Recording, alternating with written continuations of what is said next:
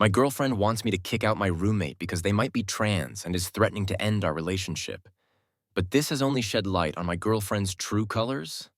I, 22 male, have a roommate, Alex, 23 male, who moved in about 6 months ago. I honestly never considered Alex maybe trans. Not that I would care if he was, but that's not the issue. He is a short guy and probably under 5'4", that's roughly 165 centimeters. Has a lot facial hair muscles, and looks a lot like a short Henry Cavill in my opinion. No one I know has ever brought up this idea before. I've had my friends and family at our apartment before. This is really the part that gets to me because my mom is extremely against any gay people, and if she sensed anything was up, she would have caused problems right away. Alex and I get along. We're polite, but not really friends. He's quiet, but super polite, always pays rent on time, helps with chores, and even shares his cooking with me. I appreciate having him around, especially because my last 3 roommates were each their own horror story. The issue came up when my girlfriend Sarah, 28 feet, came over one day. Alex was shirtless. To clarify, I forgot to tell Alex that she was coming over and she noticed the scars on his chest. After that, she was quiet and short with me her entire stay there. When she got home, she blew up my phone asking why I had a female living with me. I was confused and asked what she was on about. She says that she knows that his scars are from top surgery and that he is short, so he has to be trans and a born female. I tried to explain that even if Alex is trans or a born female, that there is no way I'd be attracted to him because to any person who looked at him, you would see a freaking guy. Plus, he's respectful and doesn't cause drama like my last roommates, which she knows about. Just to be clear, I honestly still have no idea if Alex is even trans. I Googled it, and those scars could be from some other surgery like heart surgery or gynecomastia. And I really don't have an argument for him being short, but there is a lot of short men. At first, Sarah wanted me to just ask Alex if he was trans, which why the hell would I do that? Or give her his last name so she can run a background check. I said no to both. Then she said this was a violation of trust and that if I didn't either find out that Alex is trans and kick him out or just kick him out, that she would have to reevaluate things. Basically threatening to break up. I said I don't do ultimatums and that we're done. Since then, she's been messaging me every single day for over 2 weeks, even after I blocked her on everything because she wouldn't leave me alone. Pissed that I wouldn't do this small thing for her. She ranges from, "Are you doing him? Let's just talk. Why can't you at least give me closure and ask him?" To the most recent, her telling our mutual friend about the situation. Our friend wants nothing a part of this crap show. I didn't feel bad at first, but after talking about it online, I've had some people say I should have just asked my roommate if he was indeed trans just to keep the peace. Or that I shouldn't have essentially picked my roommate, who I've only had for about 6 months, over my girlfriend of 5 years. I wonder if I'm being unreasonable. I legitimately do not see how any straight dude could find Alex attractive, personally, but maybe I should have done something just to keep the peace. Edit to answer some questions. Did you break up with her? Yes. During the text conversation, we broke up. I always told her I had one rule, that I don't do ultimatums. If she were to say choose X or me, that I would leave. I put up with a lot of crap, verbal and physical, but I don't put up with that kind of BS. Ages? I was 17 and she was 22 or 23 when we got together. It's been a long time, so I'd have to look back to make sure. But yeah, I was for sure 17. We got together the day I turned 17. Our anniversary is my birthday. We couldn't get together before then because of the age of consent in my state. Which I get now is really messed up. I don't know if it helps, but we have known each other our entire lives. My mom is her mom's best friend. When my mom worked, I would go over to Sarah's mom's house so I wasn't alone. We started talking and flirting when I was about 15 or 16, but didn't cross any physical lines until I turned 17 because I didn't want her to get arrested. I get that sounds bad, I really do. But at the time I didn't see it as bad. Just in case it is asked, our moms encouraged it. Why would you want to be with someone like that? I really don't. I didn't realize it was transphobia until some people here talked to me about it. I thought it was just her being jealous, but I get how messed up it is now. Please understand. I live in the Bible Belt. I didn't even know trans people existed until I was 16. My personal thoughts is that I don't see a problem with people being trans and transitioning. I think at the end of the day, it isn't my business. Is Alex trans? I have no clue. He could be, but he could have also had breast cancer, gyno, heart, lung, or any kind of other surgery. But it's not my business. Is Alex safe? I'll talk to him when I get home and then talk to my landlord. I will change my gate code and also have her removed from the allowed guest list and also ask my landlord to not let her in. Personally, she hasn't been too violent of a person in the past, but I also didn't know she was this insane in the past either. First, why didn't you ask Alex about his scars?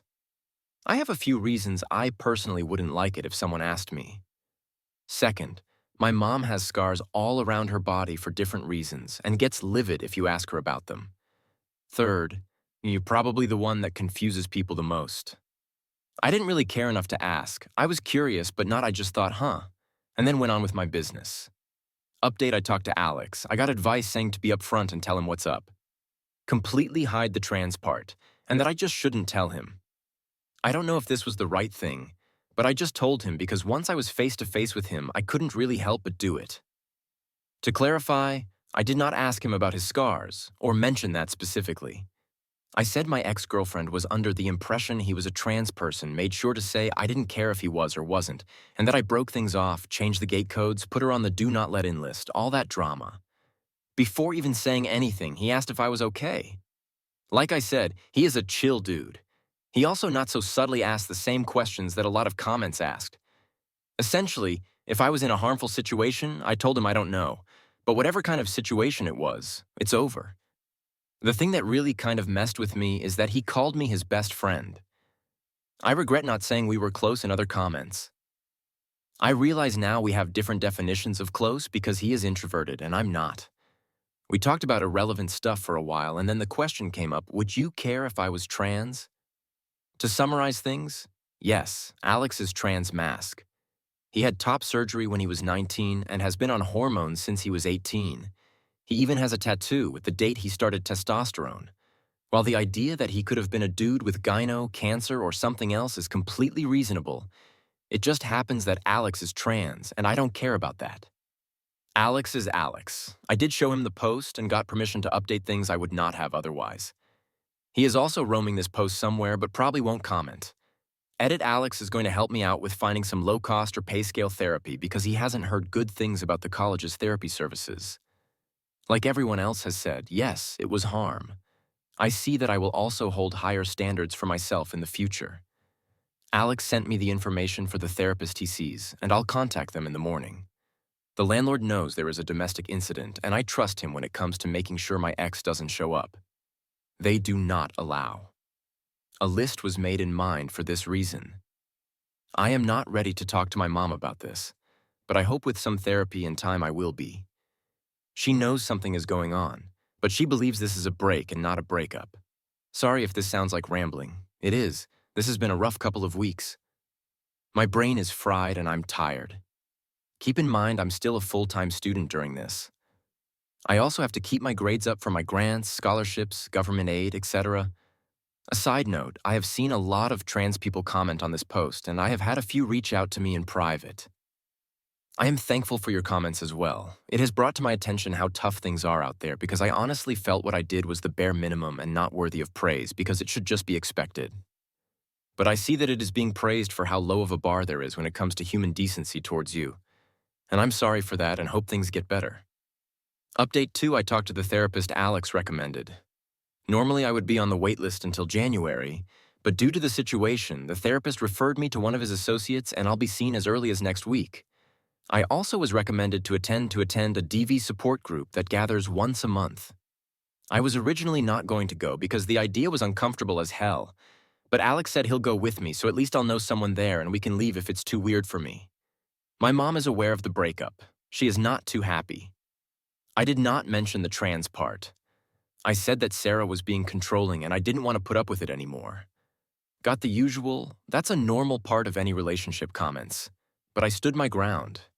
My mom seems to be under the same delusion as Sarah that this is a small argument or something and we will get back together, but that is absolutely no happening. I don't really talk to Sarah's mom, so I don't know her thoughts on the matter.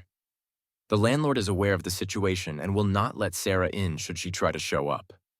If you don't have the gate code, you have to go to the main office and the employee landlord's son will buzz the person in. If they are on your accepted people list, or call the tenant and ask if they aren't on the list.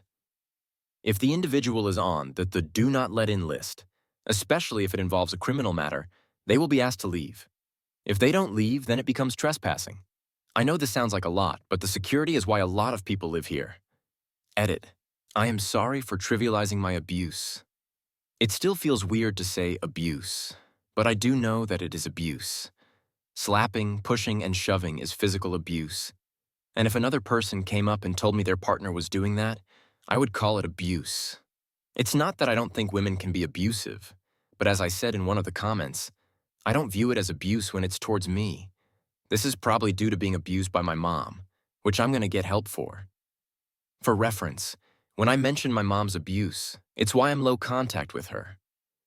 The reason why I was extremely underweight as a kid is because she just straight up didn't feed me a lot of the time. CPS got called a lot but never did anything. They also didn't take any claims by my teachers that I was being abused as credible because there were no marks or bruises, which has warped my view on abuse going forward. If I date again, then I won't put up with any physical or verbal harm. A couple of comments helped by saying that if I was confused on if it was wrong to think about if it was another person going through it, which has been helpful in what I feel is right and wrong treatment towards me. After a lot of talking, it turns out Alex and I have been friends this whole time, but because I've never had an introvert friend before, I didn't exactly realize. Alex says he didn't want to annoy me by trying to chat with me all the time, which ironically is what I was feeling. Now we're going to hang out more, and he is trying to get me to join the D&D game he is in. Thank you for reading my giant block of text. I'm on the app, and I don't exactly know how to format. I'm grateful for all the comments. Regardless if they are good or bad, I do read all of them. Update 3. Hey everyone, I'm really sorry it's taken so long to update. I've been focusing on my mental health and keeping up with school, but overall I'm doing better than I ever have. I've been going to therapy every week. It'll be every other week starting in January. Attending a domestic violence support group every other week, playing D&D weekly, and I've made several new friends through the support group and D&D. Honestly, if it weren't for Alex, I'm not sure I'd have made it this far. He's driven me to therapy, gone to the support group with me even though he didn't need to, got me into D&D, and introduced me to his friends who are now also my friends. As for Sarah, she's in jail. After my initial post, Sarah tried to show up at my apartment, but because she was on the Do Not Let In list, she wasn't allowed in. Instead, she waited for another resident to open the gate, ducked behind their car, and tried to sneak in. She was caught immediately, and the landlord called the police to issue her a formal trespass notice. After that, I began the process of getting a PPO. A week later, Sarah was arrested on charges unrelated to my apartment. She was arrested for trespassing after warning, resisting without violence, and disorderly conduct. She's currently in jail awaiting her court date. It's likely not going to go well for her since she was already on probation for a second DUI, and one of the conditions of her probation was to not break the law. How do I know all this? A mutual friend posted it on his Snap story. More good news. My PPO was approved on Monday. It took too long in my opinion, but whatever, it's finally done. Now for some difficult news. I'm officially no contact with my mom. I know logically this is the right decision because she's not a healthy person, but it still hurts. After talking with my therapist and in support group, I realized that my views on healthy relationships and harm were really warped, especially by my mom. I know some might say it's important to forgive her, or at least give her a chance to change, but I just can't. I can't bring myself to forgive her. She neglected me as a child, physically and verbally abused me into adulthood, and even encouraged me to date an adult when I was a minor.